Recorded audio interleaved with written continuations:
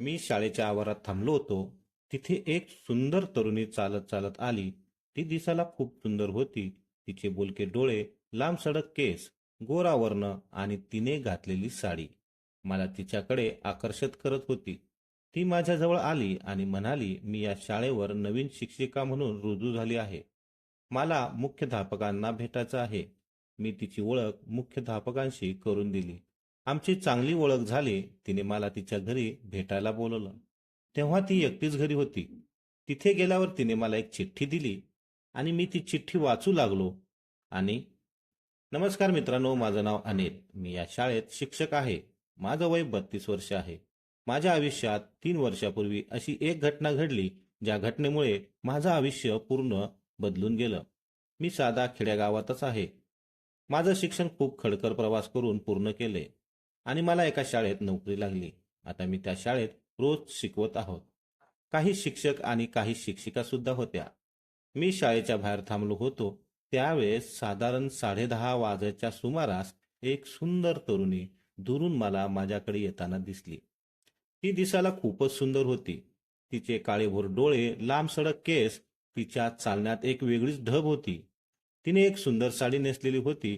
ती थोडी घाबरलेली दिसत होती, कारण ती नवीनच शाळेत येत होती. ती इथे कोणालाच ओळखत नव्हती. मी तिला येताना पाहत होतो. मी बाहेर उभा असल्यामुळे ती थेट माझ्याकडे चालत आली. माझ्यासमोर येऊन थांबली. मी तिच्याकडे पाहत होतो आणि ती सुद्धा माझ्याकडे पाहत होती. माझं काळीच धडधडू लागलं, कारण एवढी देखणी सुंदर तरुणी मी पहिल्यांदाच पाहत होतो. ती आली आणि म्हणाली, नमस्कार, मी मीनाक्षी. माझा या शाळेत पहिला दिवस आहे. मी आजपासून रुजू होणार आहे. मला मुख्याध्यापकांना भेटायचं आहे. असं म्हणत तिने हात पुढे केला. तिचा कोमल मुलायम हात मी माझ्या हातात घेतला आणि हस्तांदोलन केलं. मला तो हात सोडवतच नव्हता, पण ना इलाजाने सोडावा लागला. मी म्हणालो, नमस्कार, मी अनिल. मी सुद्धा इथे हिंदीचा शिक्षक आहे. मी तिला म्हणालो, चला, मी तुम्हाला मुख्याध्यापकाची गाठ घालून देतो. मी तिला घेऊन मुख्याध्यापकाच्या कॅबिनमध्ये गेलो आणि त्यांना सांगितलं, सर, या नवीन शिक्षिका आल्या आहेत. आजपासून त्या रुजू होणार आहे. मग मी मुख्याध्यापकांना म्हणालो, सर, मी जातो. तुम्ही बोला यांच्याशी. त्यावर सर म्हणाले, 2 मिनिट थांबा, तुमच्याकडे एक काम आहे. सरांची आणि त्या तरुणीची ओळख झाली. त्यांनी तिच्याबरोबर आणलेले GR घेतला आणि थोडं बोलणं झालं. मुख्याध्यापक म्हणाले, सर, तुम्ही सर्व वर्ग आणि सर्व शिक्षकांची या मॅडम बरोबर ओळख करून द्या. त्यांनी त्या सुंदर तरुणीला म्हणजेच मीनाक्षीला माझ्याबरोबर पाठवलं. मी तिला एक एक करून सर्व वर्ग दाखवले. सर्व विद्यार्थ्यांची ओळख करून दिली. शिक्षकांची ओळख करून दिली. त्यानंतर ती पुन्हा मुख्याध्यापकांना भेटायला गेली. मी माझ्या वर्गात परत आलो. मला आज तिच्याबरोबर वर्ग दाखवताना खूप अभिमान वाटत होता, कारण एक सुंदर तरुणी माझ्याबरोबर चालत होती. तिच्या केसांमधून येणाऱ्या फुलांच्या आणि तिच्या सौंदर्याच्या सुगंधाने मी माझे मन मोहून टाकले होते. त्या सुवासाने मी अक्षरशः मंत्रमुग्ध झालो होतो. ती मराठीची शिक्षिका होती. तिचं वय 26 वर्ष होतं. ती खूप उच्च शिक्षित होती. ती सुद्धा एका खेड्यागावातूनच आली होती. तिचं गाव शाळेपासून जवळपास 90 किलोमीटर अंतरावर होतं. तिला बसने येऊन जाणं शक्य नव्हतं. ती एका रूमच्या शोधात होती. एके दिवशी ती मला भेटली आणि म्हणाली, सर, तुमच्या ओळखीत कुठे एखादी रूम मिळेल का? मिळेल तर पहा ना. मला एवढ्या दुरून येताना खूप त्रास होतो. मग मी एके रविवारी तिच्यासाठी गावामध्ये फिरून रूम्स पाहिल्या. एक रूम चांगली होती. मी मीनाक्षी मॅडमला भेटून सांगितलं की एक रूम आहे.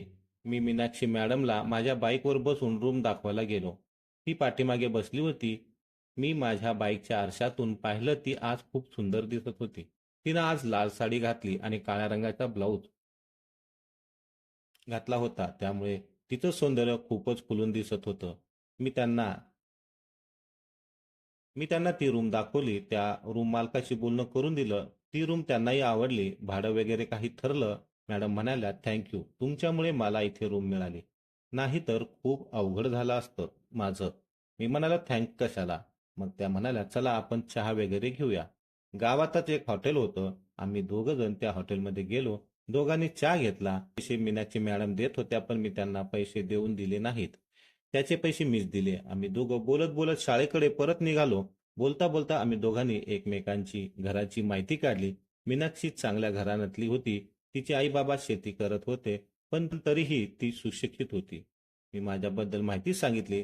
तेव्हा मी सांगितलं की माझ्या घरची परिस्थिती जेमतेम आहे. माझी आई गावी राहते. माझे बाबा मी शाळा शिकत असताना आजारी पडून मृत्युमुखी पडले होते. आईने कष्ट करून मला शिकवलं. मी आता जॉबला लागल्यामुळे घराची संपूर्ण जबाबदारी माझ्यावर आली होती. आता माझं लग्नाचं वय झालं होतं. लग्न करणं गरजेचं होतं. माझी आई सुद्धा म्हणायची की एखादी सून असावी जी घर सांभाळेल. असं मी जेव्हा मॅडमला बोलले तेव्हा मॅडम म्हणाल्या, तुम्हाला मुलगी कशी हवी आहे सांगा ना. तुमच्या अपेक्षा काय आहेत ते सांगा. मी एखादी मुलगी पाहते. मी म्हणालो, चांगली हवी मॅडम. चांगली म्हणजे कशी? तुमच्यासारखी. देखणी, लांबसडक केस असणारी, बोलक्या डोळ्याची, अगदी तुमच्यासारखीच. तसं म्हणताच मॅडम थोड्या लाजल्या. तिचं ते लाजणं मी पाहिलं. खरंच मला ती आवडत होती. हळूहळू असेच दिवस जाऊ लागले. आमची चांगली ओळख झाली. मी सुद्धा त्याच गावात राहत होतो. आमच्या दोघांच्या घरामध्ये जवळजवळ एक एक किलोमीटर अंतर होतं. माझ्याकडे गाडी होती. मीनाक्षी मॅडम चालत यायच्या. कधी कधी मी त्यांना माझ्या टू व्हीलरवरून त्यांच्या रूमकडे सोडायचं. दोघांनाही शाळेतलं वातावरण खूप सूट होत होतं. आमची प्रार्थनेच्या वेळी किंवा शाळेमध्ये एकमेकांची नजरानजर व्हायची. दोघेही एकमेकाकडे पाहून हसायचो, कारण दोघेही तरुण वयात होतो. एकमेकांबद्दल आकर्षण बहुतेक निर्माण झालं होतं. त्या दिवशी मीनाक्षी मॅडमचा वाढदिवस होता. शाळेमध्ये वाढदिवस साजरा केला. त्या दिवशी मॅडम खूप खुश दिसत होत्या. सर्वांनी मॅडमला गिफ्ट दिले होते, पण मी मात्र गिफ्ट आणलेलं असून सुद्धा दिले नव्हते. मी ते त्यांना संध्याकाळी देणार होतो. मॅडम मला म्हणाला, सर्वांनी गिफ्ट दिले पण तुम्ही मला काहीच का दिले नाही. मी त्यांच्यासाठी एक गिफ्ट आणलं होतं. ते एक पुस्तक होतं. त्या पुस्तकाचं नाव होतं, तू एवढी सुंदर कशी. त्या पुस्तकामध्ये एक स्त्रीच्या सौंदर्याचं वर्णन केलं होतं. तिच्याबद्दलचं प्रेम त्या ओळखीतून व्यक्त केलं गेलं होतं. ते पुस्तक मी शाळा सुटल्यावर मॅडमला गिफ्ट म्हणून दिलं. त्यांनी थँक्स म्हटलं. मी म्हणालो, पार्टी कधी देणार? त्या म्हणाल्या, या रविवारी देईल, पण फक्त तुम्हालाच. त्या पुस्तकामध्ये मी एक पत्र ठेवलेलं होतं. त्या पत्रामध्ये मी तिच्या सौंदर्याचं वर्णन केलं होतं आणि माझ्या मनात तिच्याबद्दल असलेल्या भावना व्यक्त केल्या होत्या. मी तिला थेट लिहिलं होतं, माझं तुझ्यावर प्रेम आहे. मला तुझ्या उत्तराची अपेक्षा आहे. संध्याकाळी ती घरी गेली. तिने ते पुस्तक उघडलं. काही 4-5 पाने वाचून झाल्यानंतर तिला माझं ते पत्र सापडलं. तिने ते वाचलं. त्यामध्ये मी माझं प्रेम तिच्यावर व्यक्त केलं होतं. दुसऱ्या दिवशी मी तिच्या उत्तराची वाट पाहत होते, पण ती शाळेत आली आणि माझ्याशी काहीच बोलली नाही. मी म्हणालो, नमस्कार मॅडम, पण तिने माझ्याकडे पाहून न पाहिल्यासारखं केलं. 2 दिवस झाले ती काहीच बोलली नाही. शुक्रवार गेला, शनिवार गेला आणि रविवार आला. रविवारी मीनाक्षी मॅडमचा मला फोन आला. तिने मला तिच्या घरी बोलवलं. माझ्या मनात द्विधा परिस्थिती निर्माण झाली होती. मी विचार करत होतो की तिला आपण लिहिलेलं पत्र आवडलं नसेल का? मला काय करावं हे समजत नव्हतं. मी खूप विचारात पडलो होतो. मला वाटत होतं की आता आपली चांगली मैत्री सुद्धा तुटणार की काय? रविवारी मी फ्रेश झालो आणि मीनाक्षी मॅडमच्या घरी जाऊ लागलो. ती एकटीच राहत होती. मी जाऊन दाराची बेल वाजवली. तिने दरवाजा उघडला. तिच्या चेहऱ्यावर कोणत्याही प्रकारचं हास्य नव्हतं. तरी सुद्धा ती खूप सुंदर दिसत होती. आमची नजरानजर झाली. तिने मला आत यायला सांगितलं आणि बसायला सांगितलं. मी बसलो. ती माझ्यासाठी एक ग्लास पाणी घेऊन आली. ते वातावरण शांत होतं. मी जरा घाबरलेला होतो. मला काय करावं हे समजत नव्हतं. तिनं एक जेवणाचं ताट आणलं. त्यामध्ये तिनं माझ्यासाठी आमरस, चपाती, भात आणि एक भाजी ठेवली होती आणि त्या ताटात एक चिठ्ठी ठेवली होती. तिने मला जेवायला ताट दिलं आणि माझ्यासमोर सोफा सेटवर बसली. मी तिच्याकडे पाहत होतो. ती माझ्याकडे पाहत होती. ती चिठ्ठी पाहून मला काय करावं हे समजत नव्हतं. मी ती चिठ्ठी हातात घेतली आणि वाचू लागलो. त्यात लिहिलं होतं, प्रिय अनिल, मी तुझं ते पुस्तक वाचलं. त्यामध्ये एका स्त्रीचं वर्णन अतिशय मार्मिक आणि सुंदर रीतीने केलं आहे आणि त्यामध्ये तू पाठवलेली चिठ्ठी सुद्धा मी वाचली. तू माझ्या सौंदर्याला केलेलं वर्णन वाचून मीही भारावून गेले आहे. जसं तू माझं वर्णन केलं आहेस तसंच तू सुद्धा खूप सुंदर दिसतोस. मला तू खूप आवडतोस. तुझ्यावर अतोनात माझं प्रेम आहे. मला तुझी आयुष्याची जोडीदार व्हायचं आहे. तू मला आयुष्यभर साथ देशील का? हे वाचून माझे डोळे भरून आले. मी तिच्याकडे पाहिलं. तिच्या चेहऱ्यावर एक गोड स्माईल होती. ती उठली, माझ्याजवळ येऊन बसली. तिने एक चपातीचा तुकडा मोडला, आमरसामध्ये बुडवला आणि तो गोड घास मला भरवला. मी सुद्धा एक चपातीचा तुकडा मोडून आमरसमध्ये बुडवून तिच्यात भरवला.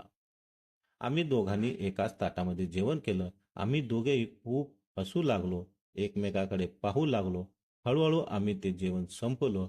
मी हात धुतले, फ्रेश झालो आणि काही वेळ गप्पा मारत बसलो. एकमेकांच्या जुन्या आठवणी आठवत बसलो. हळूहळू आमच्यात आकर्षण वाढू लागलं. एकमेकांवर खरं प्रेम निर्माण होऊ लागलं.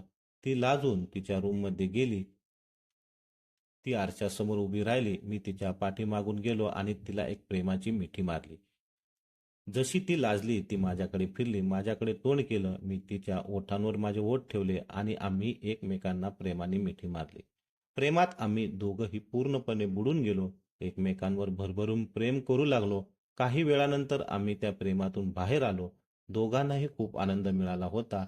दोघंही आता खूप खुश झालो होतो. भरभरून एकमेकांवर प्रेम केल्यामुळे दोघांमध्ये अधिक प्रेम निर्माण झालं होतं.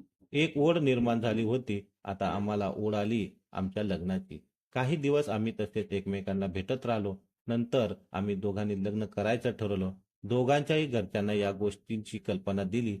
दोन्ही कुटुंब एकत्र आली. आम्ही दोघांनीही शाळेत शिक्षक असल्यामुळे घरच्यांना काही प्रॉब्लेम नव्हता. घरच्यांनी आमचं दोघांचं लग्न लावून दिलं. आता माझी सहप्रेमी झाली होती. आम्ही दोघं खूप आनंदात संसार करत आहोत. माझ्या आईलाही जशी सून हवी होती तशी सून मिळाली आहे. माझी आई आता आमच्या घरी राहायला आली आहे. माझी बायको तिची सुद्धा खूप काळजी घेते आणि माझी सुद्धा. प्रेम केवळ भावना नसते. प्रेम परस्पर सन्मान, समाज आणि जबाबदारीचं नातं असतं. समाजाच्या चौकटीत राहूनही आपण प्रेमाचं सुंदर रूप जगू शकतो.